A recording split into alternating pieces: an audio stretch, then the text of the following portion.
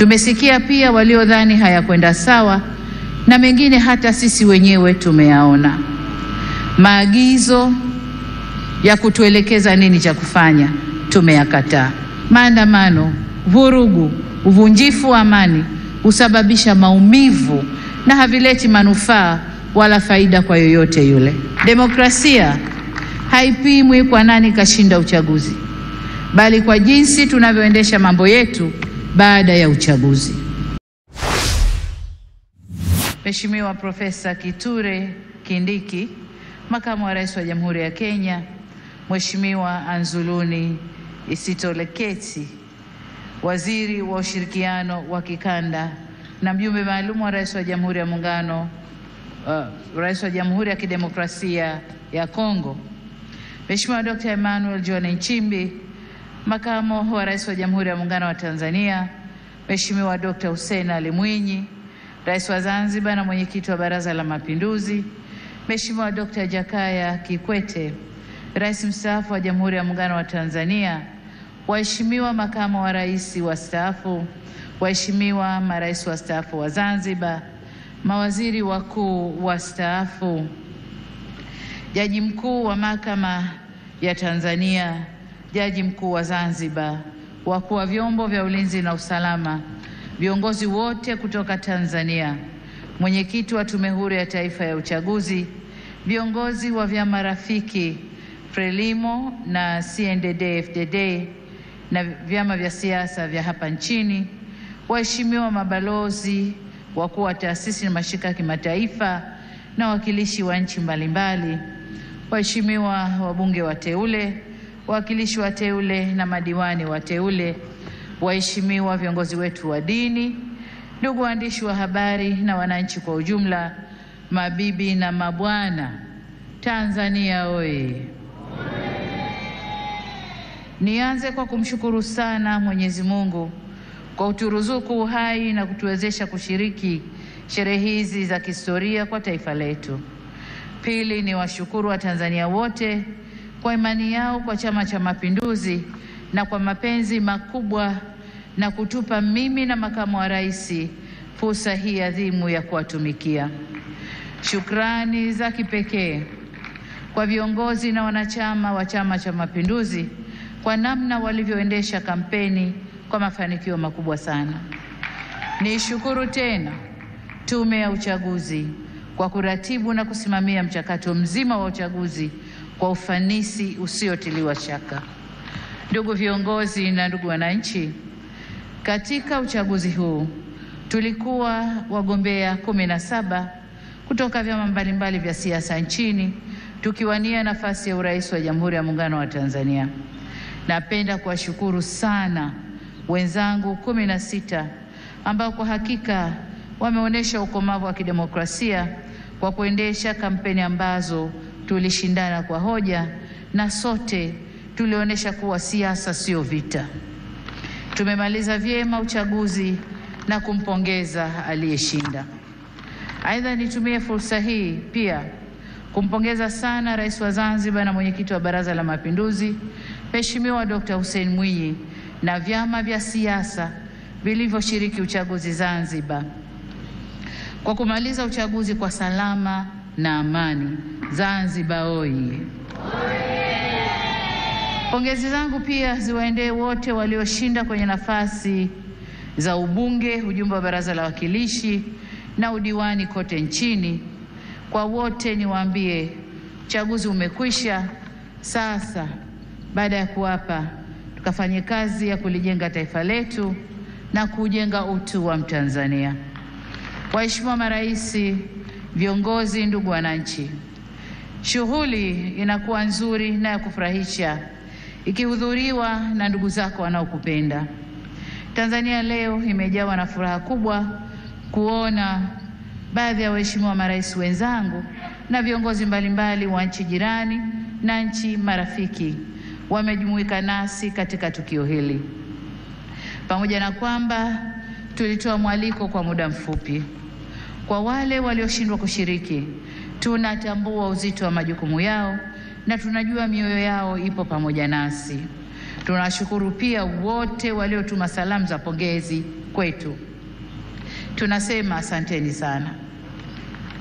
Ndugu wananchi, uchaguzi ni fursa kwa wananchi kueleza matakwa yao ya aina ya viongozi wanaodhani wataweza kuwatumikia vyema na kuwaletea maendeleo endelevu.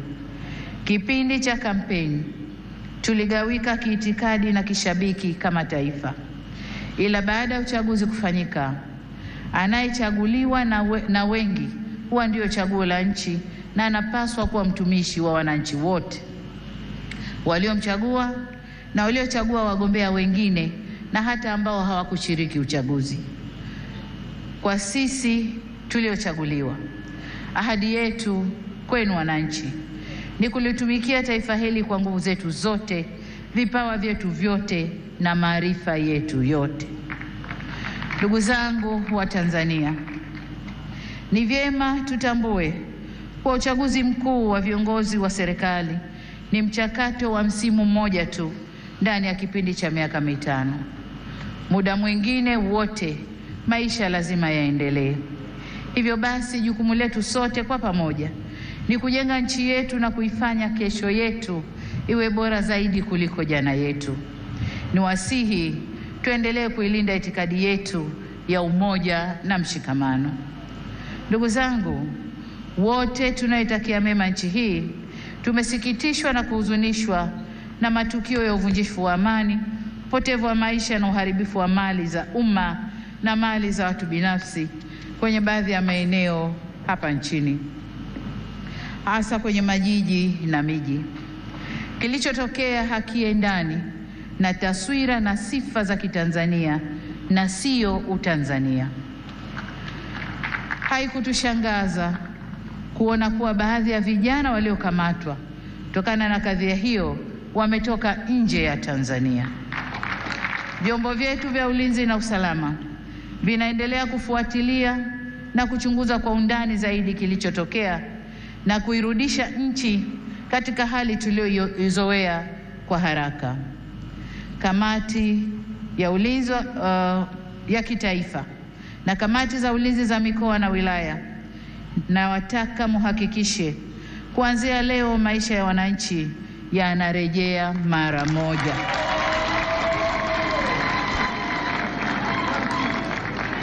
Amesema hapa Rais wa Zambia na Rais wa Burundi.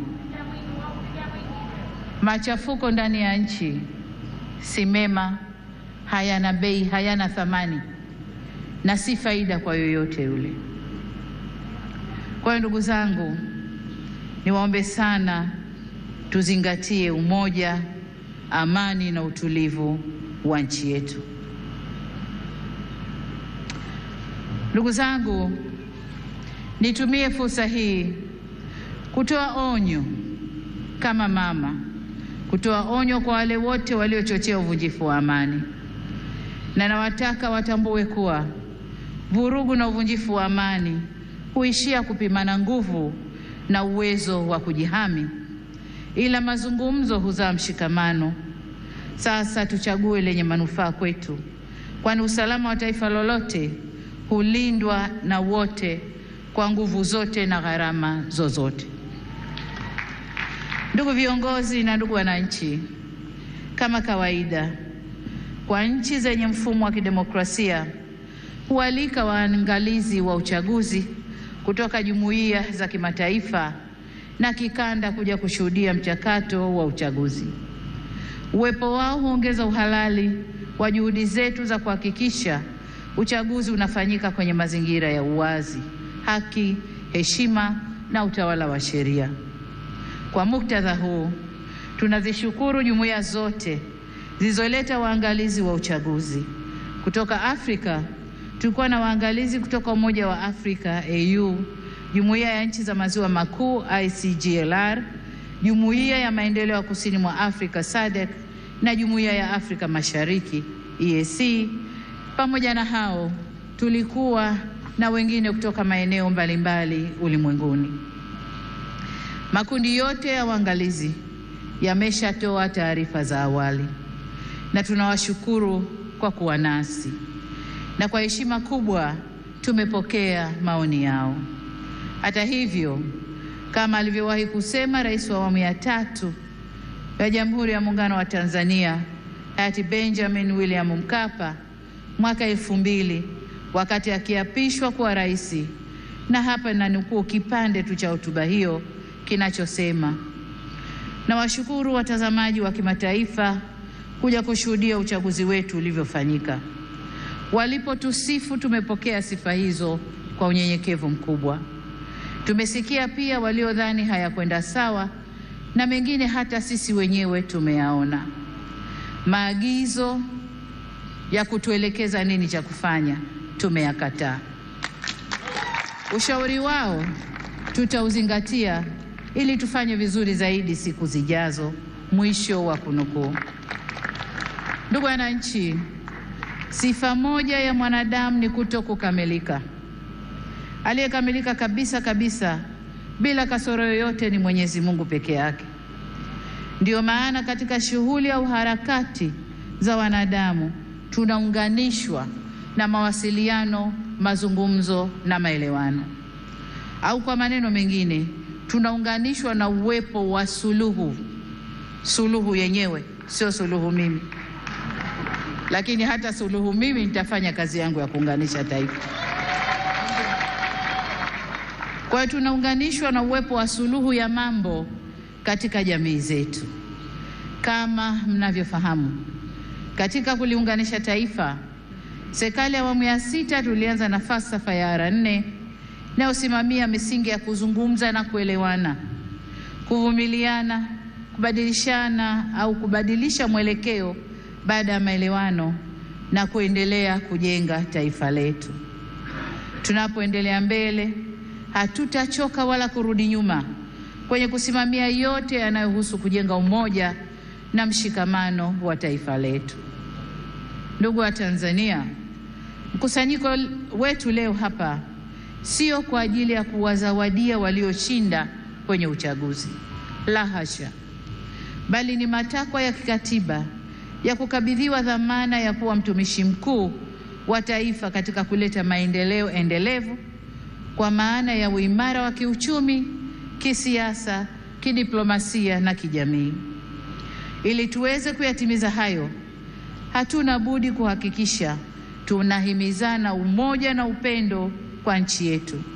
Tunadumisha amani na kuheshimu sheria za nchi. Kinyume cha hayo, maandamano, vurugu, uvunjifu wa amani husababisha maumivu na havileti manufaa wala faida kwa yoyote yule. Ni wasihi wa Tanzania tuchague hekima badala ya ghadhabu, busara badala ya mihemuko, upendo badala ya chuki, uvumilivu badala ya vinyongo, umoja badala ya mgawanyiko, na amani badala ya vurugu. Lakini vile vile ni wajibu wetu kuchagua unyenyekevu badala ya kiburi na huruma badala ya hasira. Taifa letu ni moja na lina nguvu zaidi kuliko mtu yoyote yule.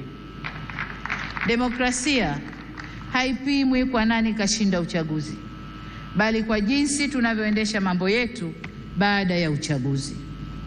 Tutakuwa na nguvu zaidi pale kila sauti chanya au hasi zitakaposikilizwa, kuheshimiwa na kuthaminiwa, na vile vile tunapoweza kuponya wenye maumivu. Hii si kazi ya upande mmoja wa serikali peke yake, bali ni kwa kila jumuiya za wananchi, vyama vya siasa, dini zetu na kila mwananchi. Na hapa nitumie fursa hii kuwashukuru kwa dhati ya moyo wangu viongozi wa dini waliohimiza amani na upendo katika kipindi chote cha kabla uchaguzi, wakati wa uchaguzi na sasa baada ya uchaguzi, wanavyoendelea kuhimiza amani na upendo. Ndugu zangu, nimeamua kutumia jukwaa hili leo kushukuru na kupongeza kwa kumaliza uchaguzi, kuhimiza umoja na mshikamano wa kitaifa, na kusisitiza kwamba Jamhuri ya Muungano wa Tanzania kama taifa ni muhimu zaidi kuliko matakwa binafsi ya mtu yoyote. masuala ya mwelekeo wa kazi za serikali kwa miaka 5 ijayo na ufafanuzi wa kina wa hatua zitakazochukuliwa kutekeleza dhana ya kazi na utu utatolewa katika hotuba ya uzinduzi wa Bunge la 13 la Jamhuri ya Muungano wa Tanzania. Baada ya kusema hayo, niwashukuru wote kwa kujumuika nasi kwenye tukio hili muhimu na la kihistoria. Nimepokea pongezi kwa heshima kubwa, na sasa safari ya kuwatumikia Watanzania kwa kipindi cha pili cha awamu ya 6 inaanza rasmi. Nawashukuru wananchi wote wa Tanzania, na ni imani yangu kwamba tutashirikiana ndani ya safari hii. Asanteni sana kwa kunisikiliza. Mungu ibariki Afrika. Mungu ibariki Tanzania. Amen, amen, amen. Asante sana Mheshimiwa Rais wa Jamhuri ya Muungano wa Tanzania. Naomba niwaalike viongozi wote na wananchi tupunge bendera juu, tumpongeze Mheshimiwa Rais.